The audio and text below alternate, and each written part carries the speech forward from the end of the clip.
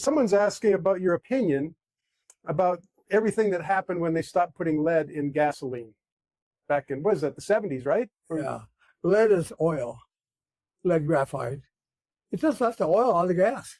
So So now we got dry gas. it was a lubricant. Lubricant, sure, yeah. Yeah. Right away we started losing valve guides and everything else. So you remember that? Of course, yeah. Yeah. Everything came apart.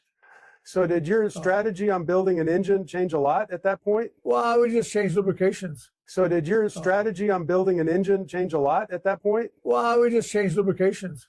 Okay. And you had to. Yeah. Change all kinds of things and build motors and anything that touched one another, you had to lubricate it. Especially, and then that was years ago, and we didn't have much problem with it. Okay. I don't think so, besides valve guides. But they thought the valve seats, were the seats, the hard seats. Right. And I personally, Chrysler used to have hard seats. You couldn't grind them. They'd take a special white stone, and you grind the valve seats to take a little bit off it. There were sparks going everywhere. That's how hard the seats on all the Mopar engines. Yeah. Okay. On the exhaust seats. That's the first exhaust seats we had. Oh. They were hard. Yeah. But then the guides wore out with the gas. Yeah. Okay. So that gas, the guide went up and down the valve and seated here and seated here and seated here, the guide. So now the valve's moving all over Yeah, the it place. is moving everywhere like going down a funnel.